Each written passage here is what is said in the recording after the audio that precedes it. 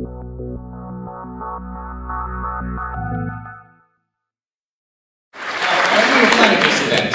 we were planning it, we were thinking, well, who would be the best person to introduce our next speaker?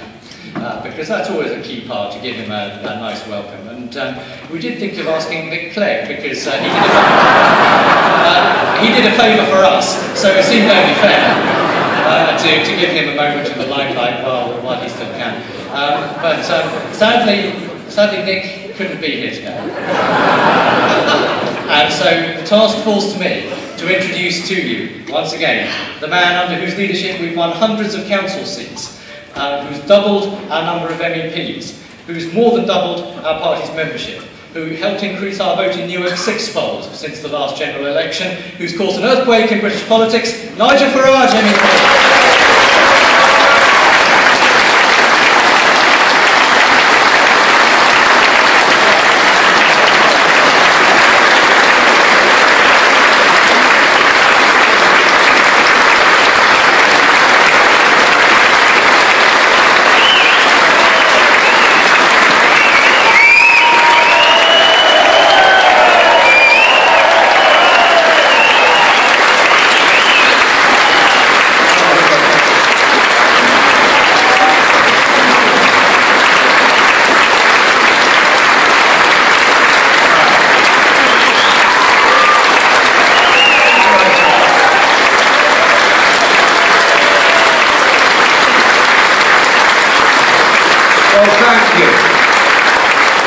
Thank you. You know, that's exactly the kind of welcome I'm expecting the UKIP 24 MEPs to get in Strasbourg next month.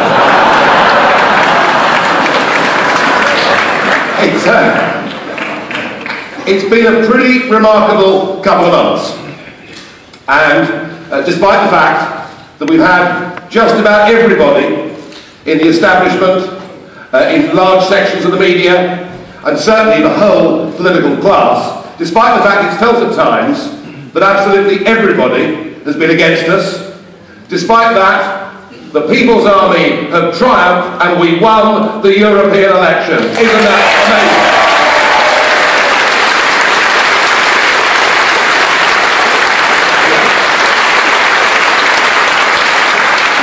I said we caused an earthquake in British politics, and I think we have. And we've got them all absolutely terrified. And what an amazing achievement here in the southeast of England, in what has always been regarded as the Tories' own backyard. We in UKIP topped the poll and have now got 4 of us elected to the European Parliament. An amazing achievement.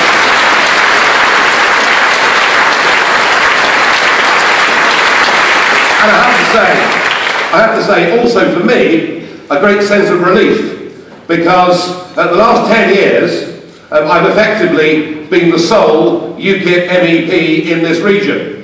Now, I'm not going to look backwards, because there's no point in doing that. But what I do know, knowing the other 3, and having sat down with them, that I've now got the backup and support in this region that I've desperately wanted for the last 10 years. And I think with 4 of us out there, and with you working with us and behind us, I think we're going to stun them in the general election in May next year. So let's look forward to that.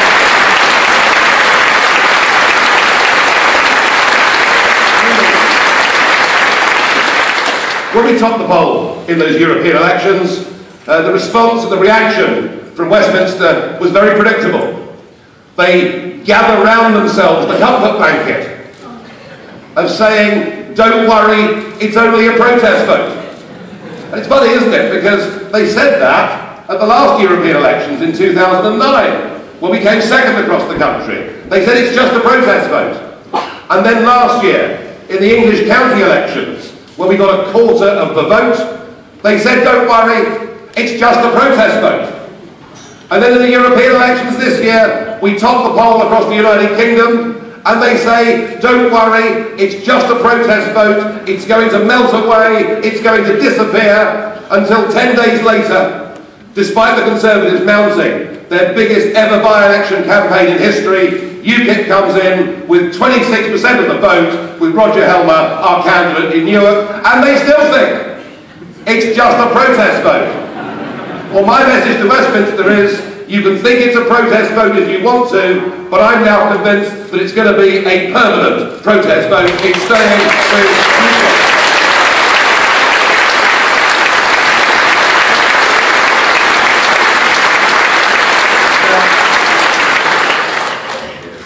They've been amazing results.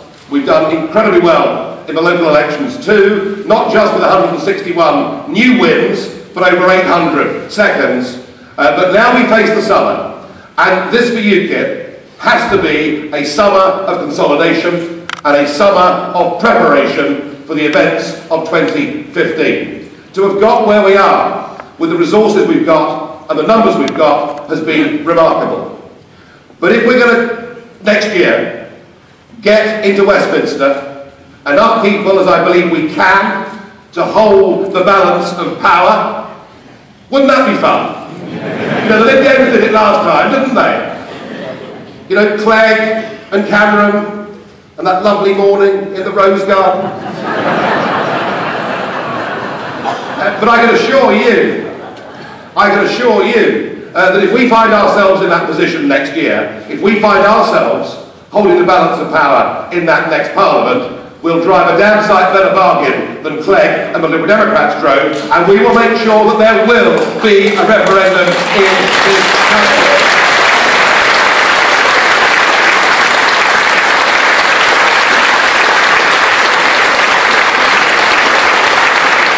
But to get there, we have to be bigger and better than we are at the moment. Now, I would say to all of you in the branches, the volunteer wing of the party, and many of you, I'm sure, have worn out a fair bit of foot leather over the course of the last few months, but I would say to all of you, this is the summer for us to build our branches and to build our membership. So almost every day, when I'm out, travelling around the country, people say to me, we voted for you, we're going to vote for you next year, how do we now join the party? There are people out there that want to join this party, and what we've got to do is to go out and engage with them. And I know that Rob Burberry spoke to you earlier about the idea of printing and putting together this thank you leaflet. And the idea is we put those out across the south and the north and the east and the west. We put that out in large numbers, and there will be people out there who voted for us, who were delighted that we've won, who will respond to that message of us saying thank you, now can you please help put your shoulder to the wheel and join our people's army. So that's what the branches and the activists and the members I'm asking to do over the course of this summer. You've also got to get your prospective parliamentary candidates for next year in place, and the campaign has to begin. We've actually got to start promoting our candidates from September this year to give us a proper run-in to the election. And the other thing that the branches have got to think about, and I think it's beholden actually on the four of us as MEPs and Chris Adams and the others that work with us, the other thing we've got to do is we've actually got to start raising money at branch level to fight effective election campaigns next year. And sometimes members of UKIP, branch officers of UKIP, are slightly daunted by the prospect of raising money, but actually it isn't very hard. All you have to do is to organise a social event, because what you'll find is UKIP members, supporters and voters are a pretty sociable lot. It'll work, it'll work. So they're the things that I very much want for the party to do. And at a national level, I think there's no doubt that this is the most important summer that UKIP has ever had. We have a huge amount to do to up our game to get ourselves ready to be effective next year. Now, I've come in for some criticism. Well, I've come for lots of criticism, actually. For all sorts of things, most of which aren't even true, but never mind. I've come in for some criticism. Oh, well, you know, all Mr Farage talked about in the last few months is our membership of the European Union, the fact we have an open border and can't do anything about it. You know, why are we not hearing the broader UKIP policies? Well, the reason, folks, actually was quite simple. We were fighting a European election campaign, and they are the issues that I wanted us to fight on. But now is the time to broaden. Now is the time to show people where we stand on defence. And by the way, isn't it absolutely shaming to think that a Conservative-led administration has turned Portsmouth from being a working naval dockyard into effectively being a museum. Isn't that absolutely amazing?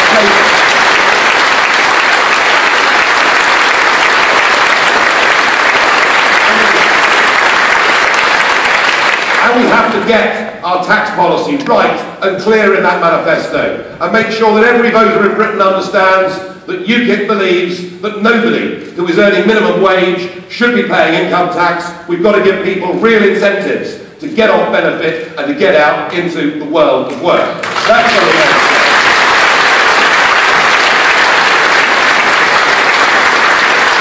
And we've got to absolutely own the territory of social mobility. You know, the 7% of people in this country, I was one of them, the 7% of people in this country whose parents are wealthy enough to send them to the private schools now have an advantage in business, in sport, in politics, in media, in the civil service. They now have a bigger advantage than they've had at any point for the last 100 years. And whilst that's their good fortune, actually what is happening is every year, tens of thousands of our youngsters are not being given the educational opportunity that their IQ demands. And we must make sure that we are the party that campaigns to make sure that bright kids from poor backgrounds get the opportunity of selective education and the chance to reach their best in life.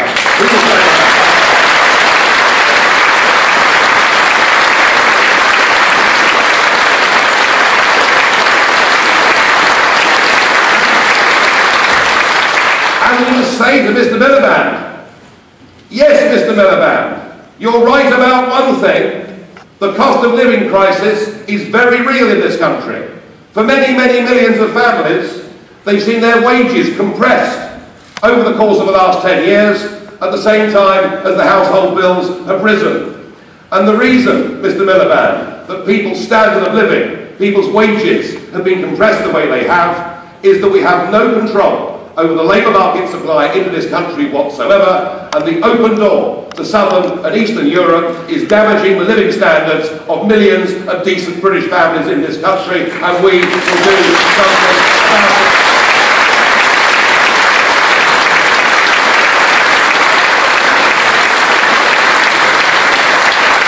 And while we're at it, Mr. Miliband, weren't you the Energy Secretary who put into place the Climate Change Act?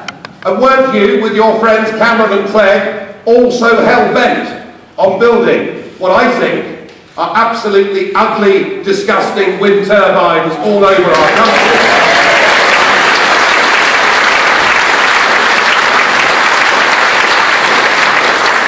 I wouldn't be better to recognise that actually the only effect of this is that by 2020 everybody will have a 20% surcharge on their electricity bills, and UKIP is the party who actually can help people with the cost of living. We would scrap all wind energy subsidies and bring down electricity prices.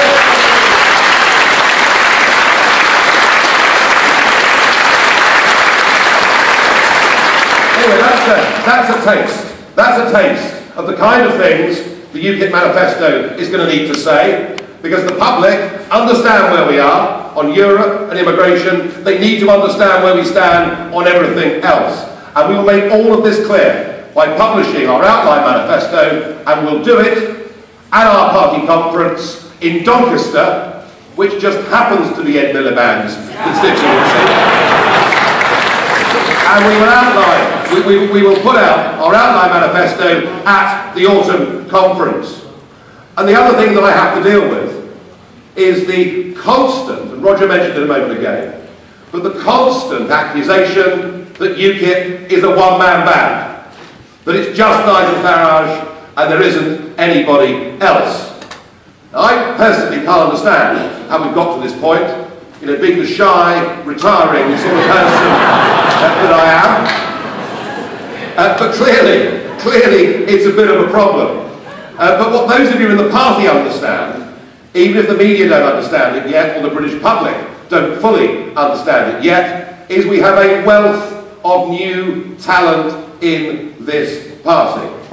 We really do. And I have to say, Diane, I haven't spoken to you yet today, but for you to be on live television for 3 hours the other night on that remarkable programme, and wasn't she superb?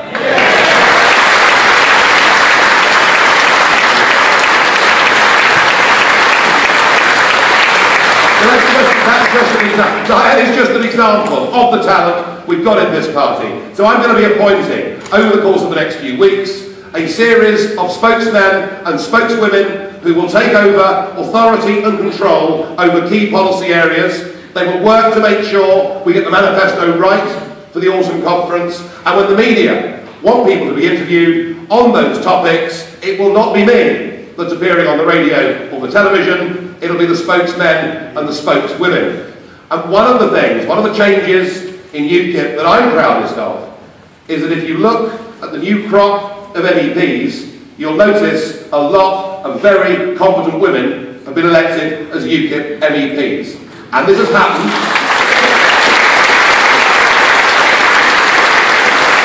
This has happened, and I'm really proud of this. This has happened without us using all-female shortlists. This has happened without us using positive discrimination, which I believe to be demeaning. This has happened on merit, and it will be a new look UKIP, and the better for that.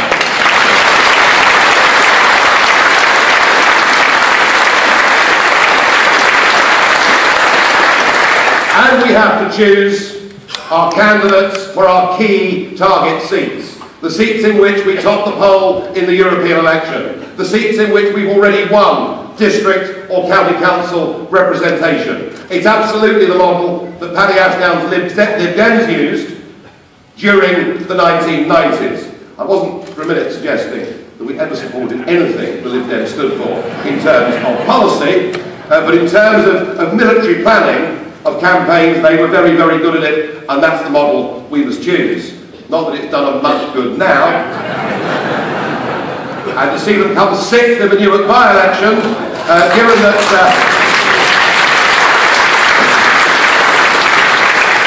particularly given that we're here in Eastbourne, which is a Liberal Democrat-held seat, and where the superb local UKIP committee topped the poll here in the European elections with 36% of the vote. Well done, UKIP Eastbourne.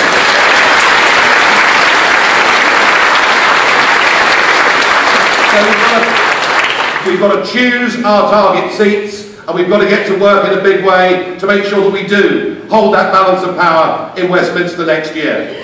And I also, at the centre of the party, are going to have to look, with help and support from others, to find some new key personnel. Because whilst the new London office has been running very well, about half the office have now been elected to the European Parliament. So we have a little bit of a manpower crisis. So that's the other thing. So I'm going to have an incredibly busy summer working with Steve Crowder, the party chairman, working without Stuart Wheeler, who has now stood down as party treasurer as he approaches 80. But our thanks go to Stuart for 4 years of really decent hard work.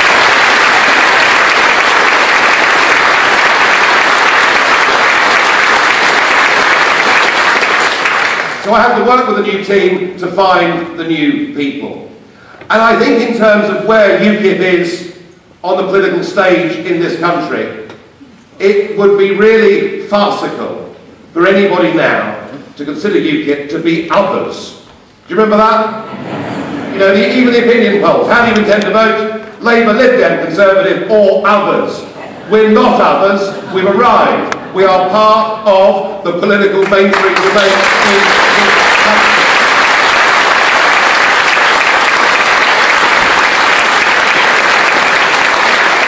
And we need to be treated as such.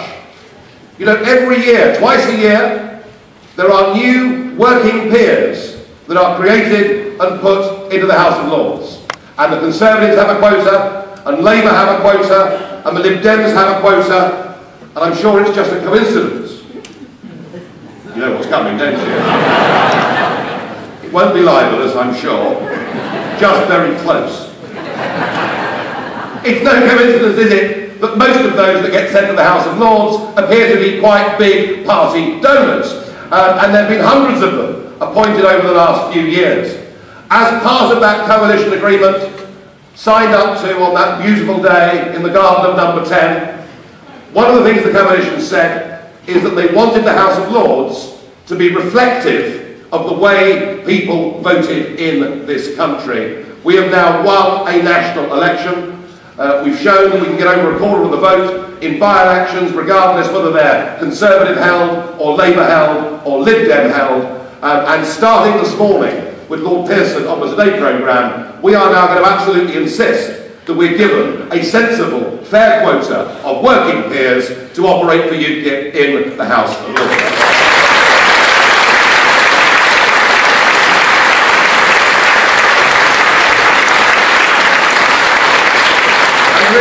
There is one more demand that I have to make, and that is on the subject of debates.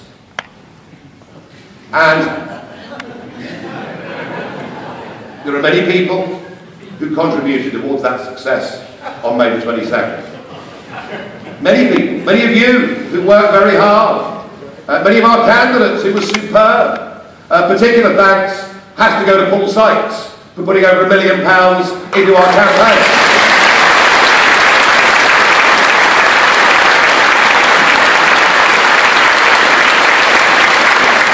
But the man that really made the election campaign for me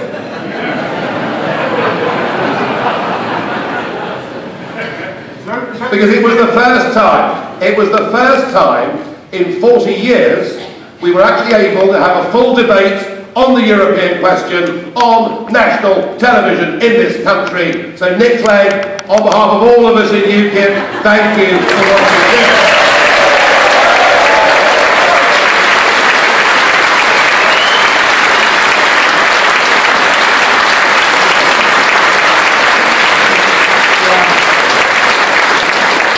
I thought you'd like that.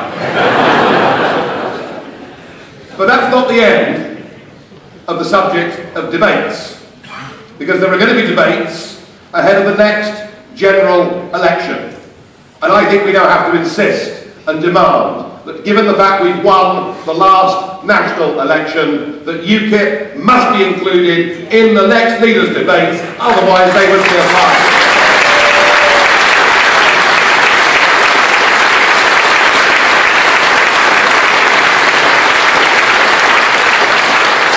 I am not for one moment pretending, despite all the amazing electoral progress and success that we've made in the course of the last couple of years, I am not pretending for one moment that what we're now taking on is going to be easy. It isn't.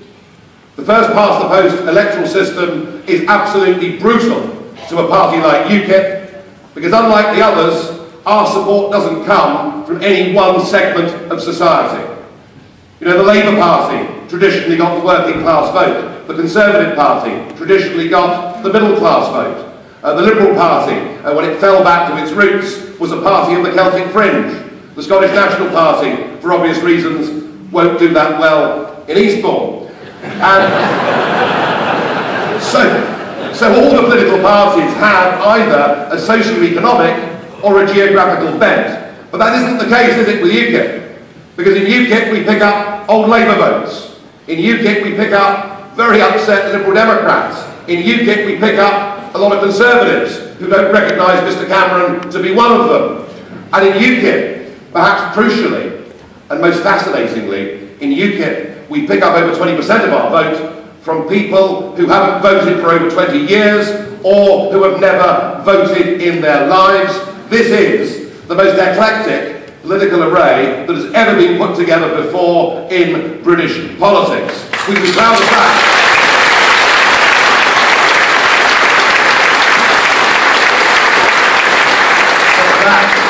But that doesn't make it any easier under the first past the post system to break through. It is not going to be easy. But I hope this afternoon I've outlined to you what I'm going to try and do nationally with the party, what you can do locally with the party to make this happen. And I think this earthquake that started on May the 22nd, that rumbled through Newark and will rumble on over the next few months in district council and county council, and who knows if there are more parliamentary by-elections. We have got to keep this earthquake rumbling, and we've got to make sure that we achieve our goal, we achieve our prize, and we get Westminster MPs elected next year in May. I believe we can do it. I know we can do it. And with your support, we will change the future of political history in this country. Thank you.